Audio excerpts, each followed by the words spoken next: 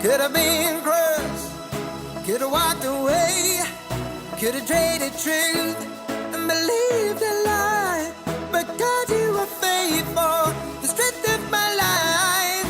Could have given up, could have lost faith, could have been crushed, could have walked away, could have traded truth and believed a lie. But God, you were faithful, the strength of my life. In the light of you, everything changes, everything's made brand new. A new day is here, everything changes,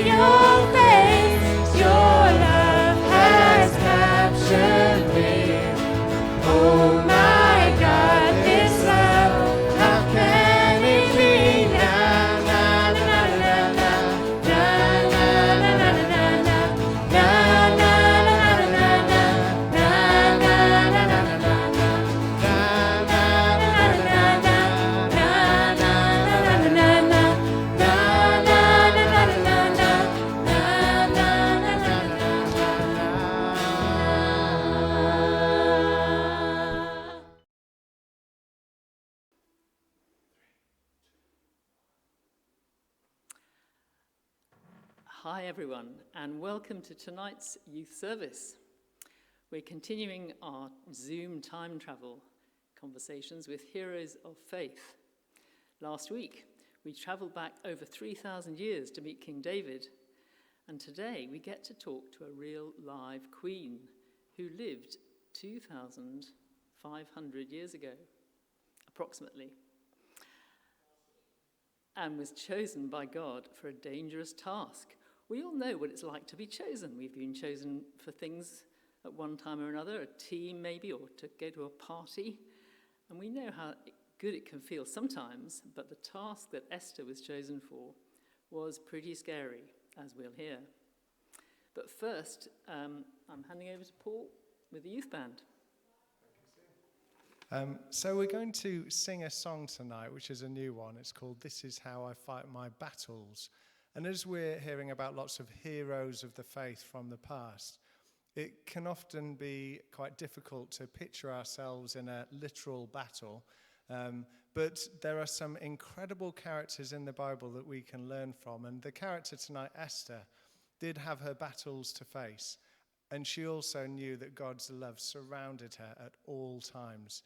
And so that's our prayer for everyone watching, that you will know when you fight battles in your life, that God's love will surround you as well. So feel free to join in at home if you're listening to this.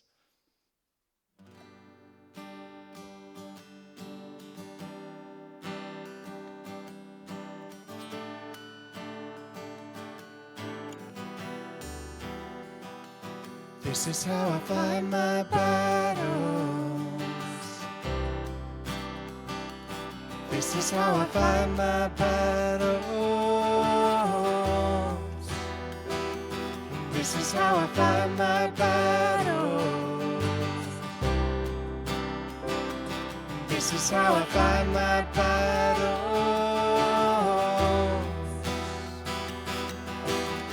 It may look like I'm surrounded, but I'm surrounded by you.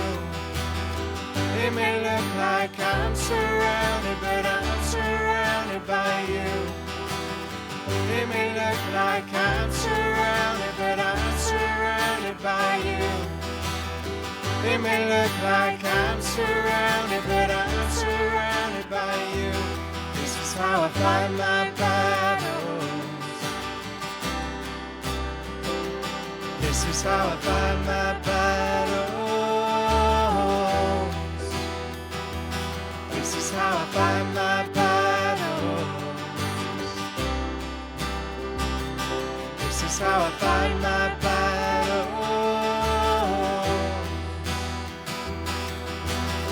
It may look like I'm surrounded, but I'm surrounded by you.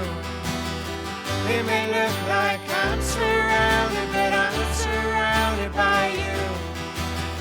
It may look like I'm surrounded, but I'm surrounded by you. It may look like I'm surrounded, but I'm surrounded by you. You are a waymaker, miracle worker, promise keeper, light in the darkness. My God, that is who you are. You are a waymaker, miracle worker, promise keeper, light in the darkness. My God, that is who you are. You are a waymaker, miracle worker, promise keeper, light in the darkness. My God, that is who you are. You are a waymaker, miracle worker, promise keeper, light in the darkness. My God, that is who you are. That is who you are. That is who you are. That is who you are. That is who you are. That is who you are. That is who you are. That is who you are. That is who you are. Even when I don't see it, you're working. Even when I don't feel it, you're working. You never stop. never stop working. You never stop working. Even when I don't see it, you're working. Even when I don't feel it, you're working. You never stop working. You never stop You working. are waymaker, miracle worker, promise keeper, light in the darkness. My God, that is who you are. You are waymaker, miracle worker, promise keeper, light in the darkness. My God, that is who you are.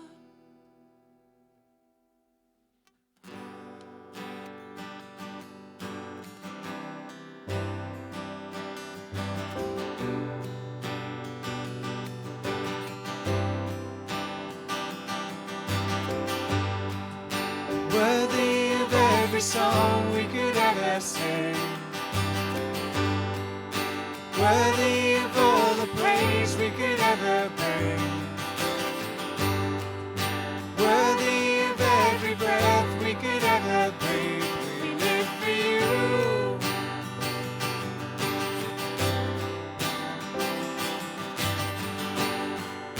Jesus, the name above every other name. Jesus, the only one you could ever save.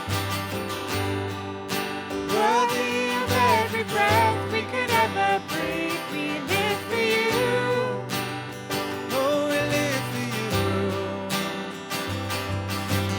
Holy, there is no one like you. There is none beside you. Open up my eyes in wonder and show me who you are and fill me with your heart and lead me in your love to those around me.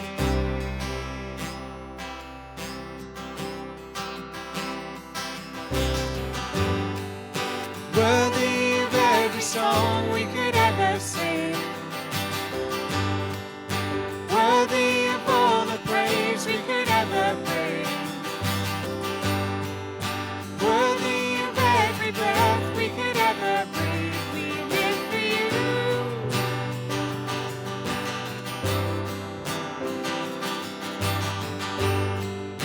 Jesus, the name above every other name. Jesus, the only one you could ever save. Worthy of every breath we could ever breathe. We live for you. Oh, we live for you. Holy, there is no one like you. There is none beside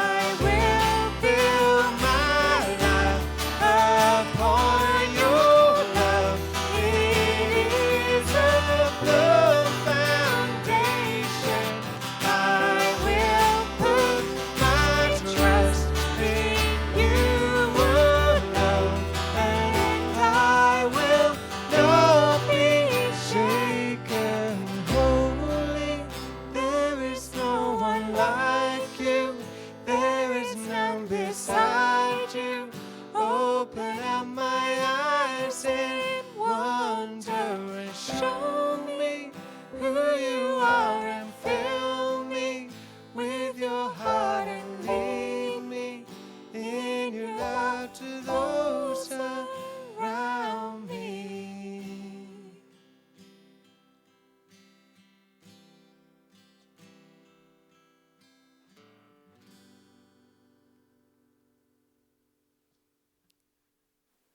I'm now really pleased to introduce you to a real-life time traveller. I'm going to hand you over to Johnny, who can tell you all about the adventures he's been on. Over to you, Johnny. So recently I discovered an amazing feature on Zoom that means I can time travel and talk to people from all around history.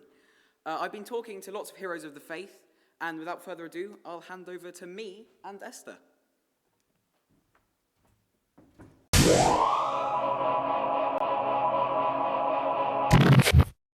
Hello everyone, welcome back to another episode of Interviewing the Heroes of the Faith. Today I'm here with Esther. Hello, Johnny. Hi Esther, how are you today? I'm okay, thank you. Good, good. So it's all right if I ask you a few questions? Yes, of course. Good, okay. So the first one is, well, we know your name is Esther. So how old are you? Johnny, you never ask a lady her age. I'm very, very sorry. So that was going to be the first question. So we'll move on to the next one, which is, what did you do in the Bible? Oh, well, mine is an interesting story. I was brought up in Persia, even though I am a Jew. I was brought up in Persia because we were exiles in Persia, and I was brought up by my uncle Mordecai because my parents sadly died.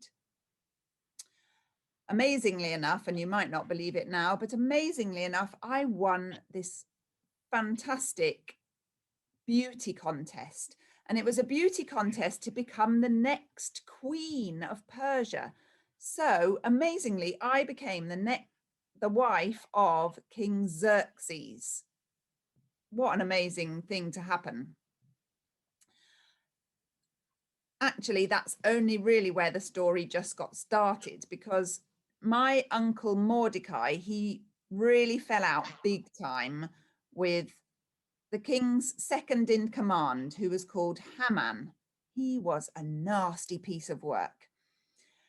And basically, it came to a head when Mordecai would not bow down to Haman. Yeah. In fact, Haman just grew to hate Mordecai so much that he came up with a plan to kill not just Mordecai, but all of our people, all of the Jewish people. He planned to get killed, and he talked to the king and they came up with a plan. But of course, nobody knew at that point that I was related to Mordecai. Neither did they know that I was a Jew. Yeah. So King Xerxes went along with Haman's plan and ordered this mass killing of all my people. So then I had to do something. It was terrifying. I had to go to the king and explain the situation and ask him to save my people. I had to explain that I was a Jewish lady, and basically I feared for my life at that point. I thought that the king might carry on with his plan and have me killed.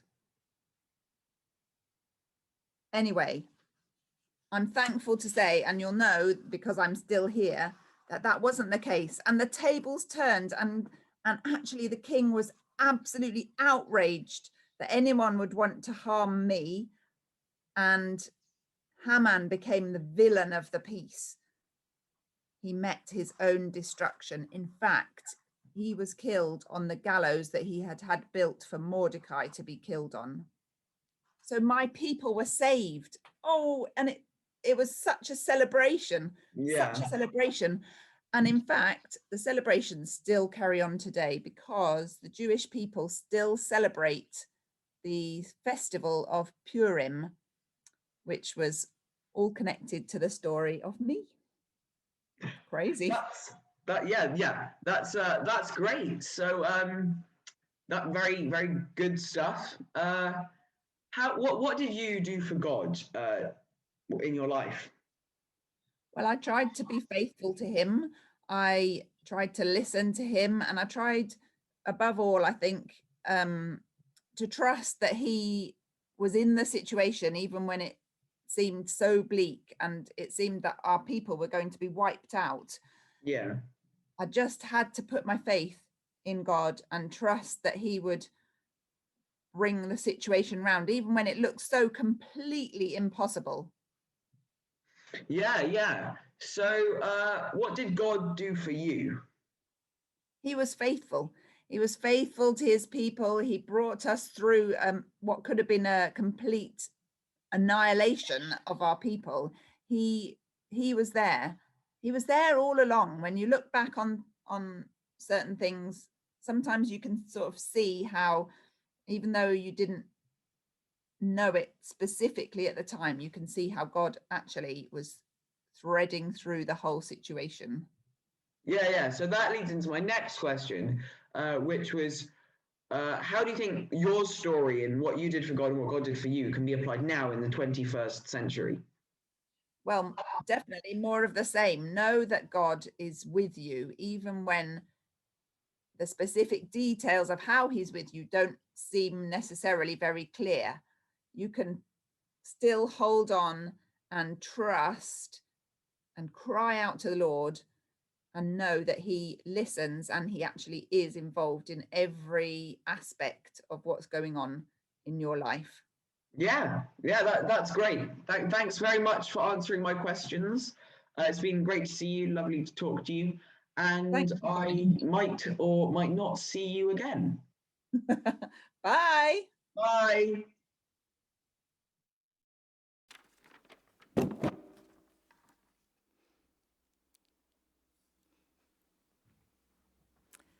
Wow, wasn't that incredible? Just hearing that story as if it was yesterday. That time travel machine is pretty cool. So in a second, Liv is going to come and read to us from the Bible, and just to kind of catch us up on where we dive into the story that she'll read, we pick it up where Esther sends a message to her uncle. Don't you realize what danger I'll be in if I go to the king without being invited? The danger was death, let's remember. And he replies, so this is Uncle Mordecai replies, you've got to go for it, Esther, danger or no, this is your moment. So Liv will read, and then after that, Rosalie will bring our message on how special it was for Esther to be chosen by God for such a task. Liv. She's very brave.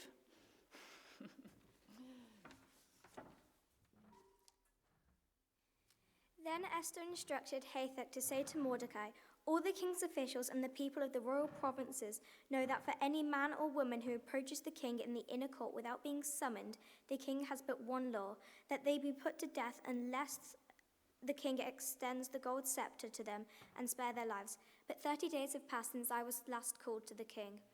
When Esther's words were reported to Mordecai, he sent back his answer. Do not think that because you are in the king's house, you alone of all the Jews will escape. For if you remain silent at this time, relief and deliverance for the Jews will arise from another place. But you and your father's family will perish. And who knows, but that you come to your royal position for such a time as this? Then Esther sent his reply to Mordecai. Go gather all the Jews who are in Susa and fast for me. Do not eat or drink for 3 days, day or night, and I and my attendants will fast as you do. When this is done, I will go to the king, even though it is against the law, and if I perish, I perish.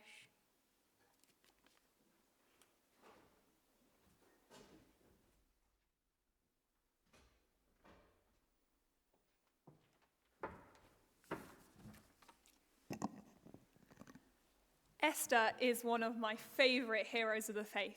She was such an incredible woman of God. She is actually one of only 2 women in history to have a book of the Bible named after her. If you haven't read the whole book of Esther, I'd really encourage you to. It's only 8 pages long, and it actually reads a lot like a novel. There's heroes, villains, romance, drama, you name it. If you haven't read Esther, I'll quickly sum it up for you. Esther was a beautiful young Hebrew woman, and she was raised by her uncle Mordecai after the death of her parents. She wins a beauty contest to become the next wife of King Xerxes, and it looks like things are going pretty well. However, Esther's uncle Mordecai angers a really powerful man called Haman because Mordecai refuses to bow down to him. And Haman is so mad that he not only plans to kill Mordecai, but to kill all of the Jews. However, there's a twist because Esther herself is a Hebrew, but she hasn't told anyone because the Hebrews are in exile, and telling the king would get her into serious trouble. Of course, the king doesn't know Esther's a Hebrew, so he agrees to go along with Haman's plan. But in a dramatic event, Esther intervenes. She risks her own safety to reveal that she is a Hebrew. Of course, after this, the tables turn, and King Xerxes is outraged that someone wants to harm his wife. So he stops the genocide, and Haman is killed, and the Hebrew people are saved. There are so many things that we can learn from Esther, but what I want to focus on today is that God puts you where he wants you, and he has a purpose for the position he's put you in. If we look at Esther, the chances of her becoming queen are next to nothing. The Bible and historical documents tell us that King Xerxes ruled over an area stretching from India to Ethiopia. If you found it hard to gauge the scale of that, like I did, that is over 1 billion football pitches in size. And out of all the women in that land, the king chose Esther. Why? Because God knew that he was going to use Esther to save his people. He put her in the right place to take part in the beauty contest. He ensured that she was put in the right place to be found in favor for the right people, which meant that she was in the right place when Haman planned to kill the Jews, and then God saved his people through her. God takes what would be humanly impossible, and he makes it possible. Because when God wants you to do something, and when he has a specific purpose and a plan for you, nothing on earth is going to stop his plan. But what about where we already are? It's not a coincidence that you ended up in the school that you're in, or an accident that you're in the classes you're in, the sports club, the band, the drama clubs, the friendship group. God is always going to put you exactly where he wants you for a purpose. Next year, in 5 years, 10 years, but he's also put you somewhere right now because he has a plan. One of my favorite Bible verses is Esther 4:14. In fact, I love it so much, I have it painted on my bedroom wall. And in it, Esther's uncle Mordecai tells her, "And who knows, but that you have come to your royal position for such a time as this." I think I'm pretty safe in saying that in our lives, most of us aren't going to become king or queen and save a whole race from a genocide. But you do have a royal position, because as a child of God, of the King of Kings, the position that you're in today is a royal position. So we can ask ourselves the same question that was asked to Esther. What is God's purpose with me in this position today? What can I do today, tomorrow, and next week in this position to be a light for God? Perhaps God's giving you a nudge to invite a friend to watch a youth service next week. Or perhaps you know someone who's having a pretty tough time at the moment, and he's saying, just let them know that you're there for them. Having a purpose this week, it doesn't have to be telling all of your friends about Jesus. He's not expecting you to tell your whole class today. It could just be smiling at the person you walk past in the street, or holding the door open for someone in the corridor, or walking to class with the person who's got no one to walk with. God has a purpose and a plan for your life. And he will move mountains to get you there. He will part the sea and he will open doors on the other side of the world. But he's also got a plan for you right here in the position that you're in today. So why not talk to God this week and say to him, God, you've put me in the position that I'm in. It might be a position that you're loving or a position you'd much rather he hurried up and got you out of. But God has a plan to use you. So ask him, how can I show others your love this week? Because God has put you in a royal position, and it's a position for such a time as this.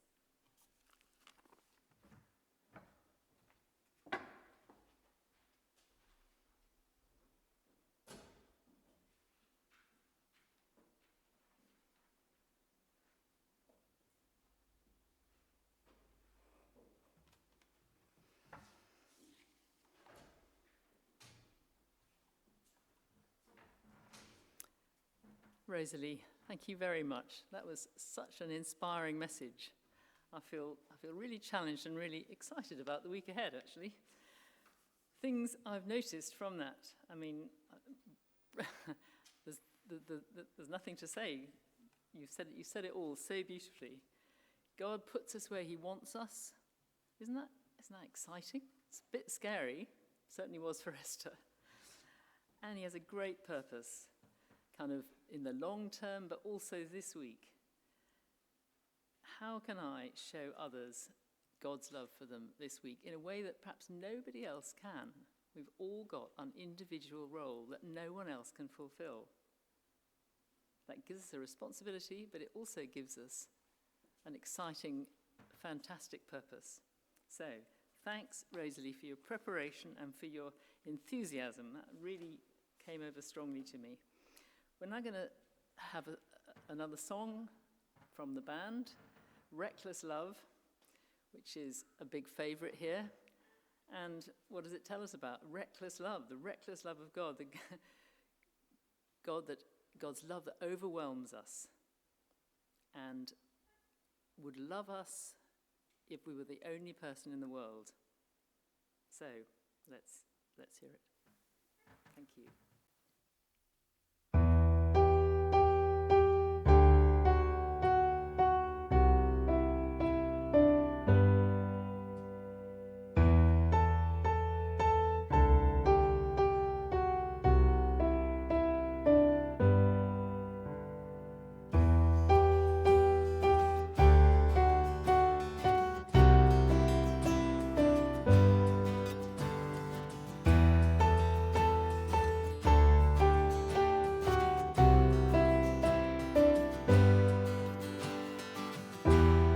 I spoke a word, you were singing over me.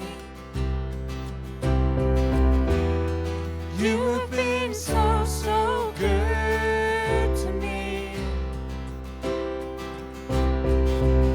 Before I took a breath, you breathed your life in me. You have been so, so kind to me.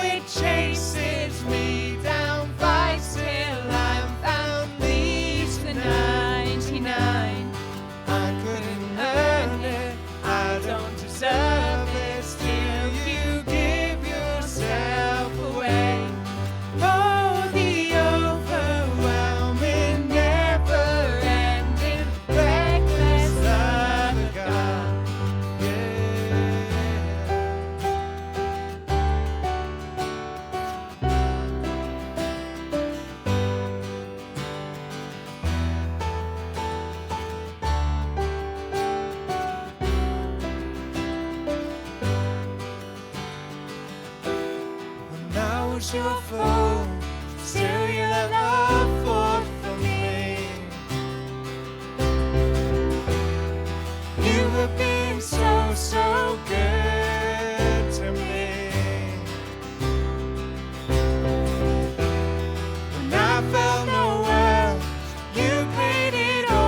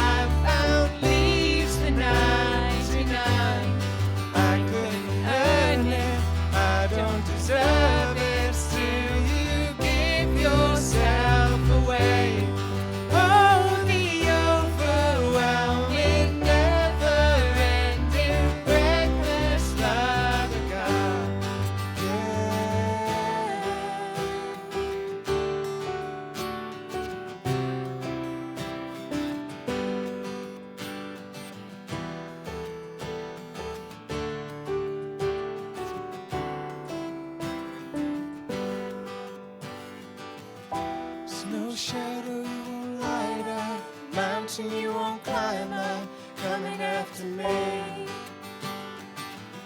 Snow wall you won't kick down, lie you won't tear down, coming after me.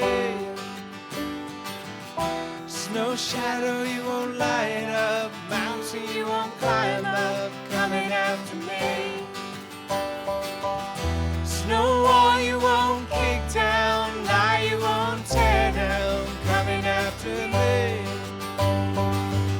Snow shadow you won't light up, mountain you won't climb up, coming after me.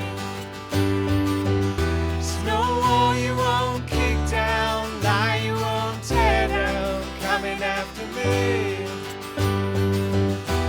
No shadow you won't light up, mountain you won't climb up, coming after me.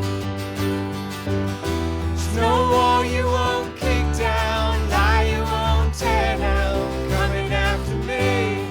Oh, the overwhelming, never-ending, reckless love of God. Oh, it chases me down, fights till I'm found, leaves the 99. I couldn't earn it, I don't deserve it, still you give yourself away. Oh, the overwhelming, never-ending, reckless love of God.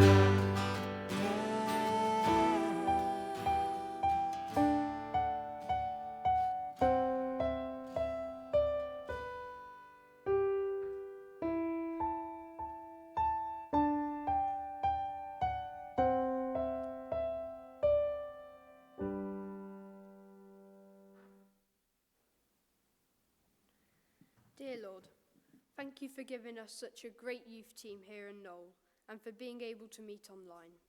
Thank you for loving us just as you loved Esther. Thank you that you have a plan for each and every one of us. Please help us to be brave like Esther when things are difficult. Help us to trust you and know that you are always with us. Amen.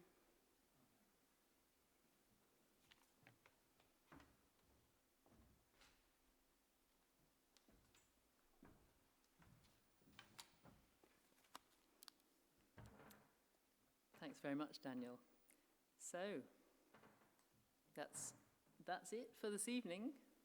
Sorry to say. I hope you at home and some people here, some wonderful people here as well. Thanks for tuning in. We hope you found it helpful, enjoyable.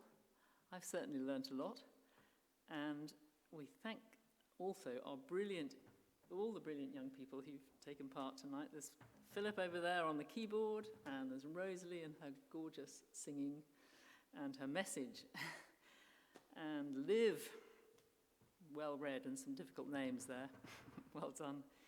And Daniel, that was a great prayer. Thanks very much. And for Johnny, what? Zoom time travel. Who'd have thought? So, tune in, next week for the next Heroes of the Faith. Thanks very much. Good night.